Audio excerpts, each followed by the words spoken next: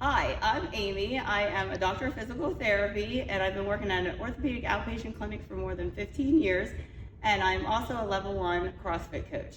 Today we're going to talk about the hip and hip stability and the importance of it. So if you take a look at my knees here, as I'm just standing in a relaxed position, my knees are tilted inwards and more into an internal rotation position. All I'm going to do is I'm going to squeeze my glutes together.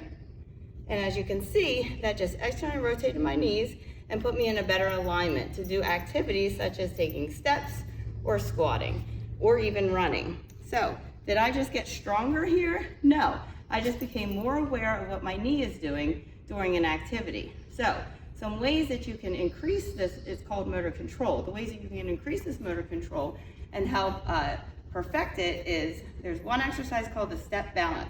And all you're gonna do is you're gonna take a step, and you're gonna pick that back leg up, and you're gonna see what that knee is doing. That knee is going in and my leg is shaking.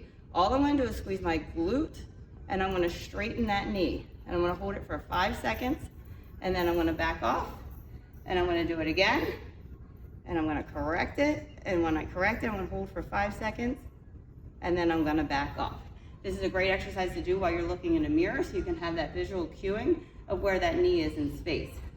You also can progress this exercise by doing what's called a jump or a hop balance, where you jump forward and you want to try to jump into that external rotation position and hold, and then relax. Great. So another great exercise to do is as you're standing here, you're just going to lift one leg, keeping it close to the body. My hips are going to stay stacked, meaning they're going to stay on a level plane. I'm going to stretch my leg forward and back as I'm doing this. And what I'm trying to concentrate on doing is keeping this knee into that external rotation by squeezing this glute and keeping that knee straight over those toes as I'm stretching the other leg. And if you need to hold on for balance onto the rig, you can do that as well. You can also stretch it this way. Good. And another progression of that step balance would be on a box. So you can stand with one foot hanging off the box, and this is called the toe tap.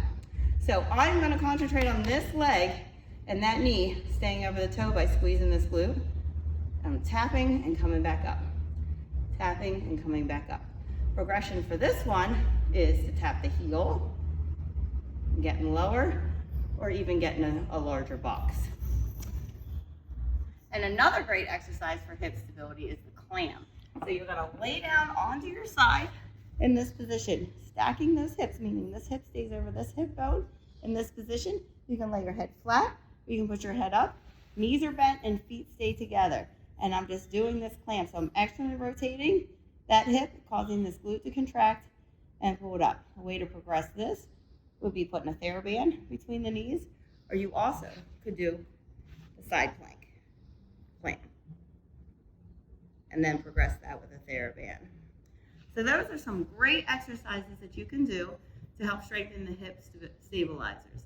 You can do those trying to work for 25 repetitions with good quality. Picking one or two of those exercises maybe before a workout of running or squatting or any kind of intense workouts of the legs. So let's talk about some stretches. Some great stretches to do is a piriformis stretch. What you're going to do is you're going to cross this ankle over the knee, laying flat, grabbing a hold of the back of the knee here, and just gently pulling that knee in towards the chest. I'm stretching out the back of my leg here and the piriformis and my gluteus muscles. Another great one is the iliotibial band stretch. I'm going to straighten my legs. I'm going to pull my left knee into my chest here, getting a good stretch here, and then I'm going to cross it over the body, and I'm going to straighten that knee. You can use a rope or some kind of strap to help pull this if you have trouble getting into this position, and you can use this hand to push down even further. Your goal is to hold these for 2 minutes. 2-minute stretch is optimal. You can hold it for 30 seconds 4 times, or you can hold it for a minute 2 times, or just hold each one for 2 minutes. The last stretch that we're going to do is just a squat hold. So we're going to hold our feet in this 45-degree angle in that external rotation. You're about shoulder width, hands come together in a prayer, and you're going to come down into that deep, deep squat. Elbows go in towards inside of the knees here, and I'm pressing out with those elbows, trying to lift my chest up and just resting my hips down into my calves here, and trying to look up towards the ceiling a little bit and get a good stretch here. Trying to hold this for 2 minutes. This is a great stretch for all of the whole entire body and the lower extremities. All right. See you next time.